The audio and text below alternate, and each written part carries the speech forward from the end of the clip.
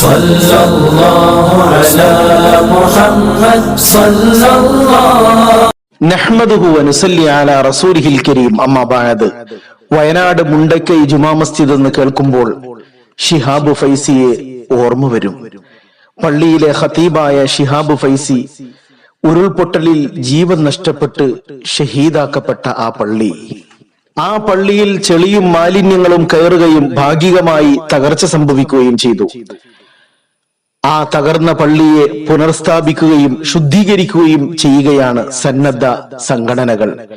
SKSF-ന്റെ വിക്കായയും അതുപോലെ തന്നെ വൈറ്റ് ഗാർഡും മറ്റുള്ള സംഘങ്ങളും ആ പള്ളി ശുദ്ധീകരിക്കുന്നു, അവിടെ ഇബാദത്തിന് സജ്ജമാക്കി കൊടുത്തു. നമസ്കാരം മുടങ്ങിപ്പോയ ആ പള്ളിയിൽ വീണ്ടും നമസ്കാരം ഹയാത്താക്കുകയാണ് ആ പ്രവർത്തകർ. അവർ ഇമാമുൻ ജമാഅത്തായി നമസ്കരിക്കുന്നു. അങ്ങനെ അസർ ബാങ്ക് മുഴങ്ങി. ആ ബാങ്കിന് കണ്ണീരിന്റെ നനവുണ്ടായിരുന്നു. ആ മഹല്ല് നിവാസികളെ ഓർത്തുകൊണ്ടുള്ള കണ്ണീരിന്റെ നനവിൽ കുതിർന്ന ബാങ്കുലിയായിരുന്നു.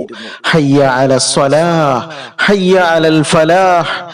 നമസ്കാരത്തിലേക്ക് വരുവിൻ, വിജയത്തിലേക്ക് വരുവിൻ എന്ന് പള്ളിയിൽ നിന്ന് മുഴങ്ങിക്കേൾക്കുമ്പോൾ നമസ്കാരത്തിനായി വന്ന പല ആളുകളും ഇബാദത്തുകൾ കൊണ്ട് സജ്ജമാക്കിയ പലരും ഇന്ന് ജീവൻ നഷ്ടപ്പെട്ടുപോയി. അവർ 6 അടി മണ്ണിലാണ്. വയനാട് ദുരന്തത്തിൽ കയ്യും മെയ്യും മറന്ന് ചിലവഴിച്ച് പണിയെടുക്കുകയാണ് ഓരോ പ്രവർത്തകരും. എല്ലാവരും അവർക്ക് കഴിയുന്ന രൂപത്തിലുള്ള സേവനങ്ങൾ ചെയ്തുകൊണ്ടിരിക്കുന്നു. കേരളം ഒന്നടങ്കം ആ ദുഃഖത്തിൽ പങ്കുചേരുകയാണ്, ഐക്യദാർഢ്യം പ്രഖ്യാപിക്കുകയാണ്. വയനാടിന് വേണ്ടിയുള്ള സാമ്പത്തിക പ്രവാഹം തന്നെ ഭവന നിർമ്മാണ വാഗ്ദാനങ്ങളും.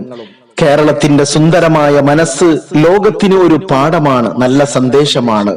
അതാണ് കേരളം, അതാണ് മലയാളി. ഇവിടെ വർഗീയ വിഷജന്തുക്കളുടെ വിഷമേൽക്കുകയില്ല. അല്ലാഹു സുബ്ഹാനഹു വ തആല നമ്മുടെ നാടിനെ കാത്തുരക്ഷിക്കുമാറാകട്ടെ. അവന്റെ അദാബുകളിൽ നിന്ന് നമ്മെ എല്ലാവരെയും അല്ലാഹു ഹിഫാളത്തിലാക്കുമാറാകട്ടെ. അല്ലാഹുമ്മ ഹഫളനാ യാ ഹഫീള് മിൻ ജമീഇൽ ബലായ വൽ അദാഇ വൽ അംറാദ്.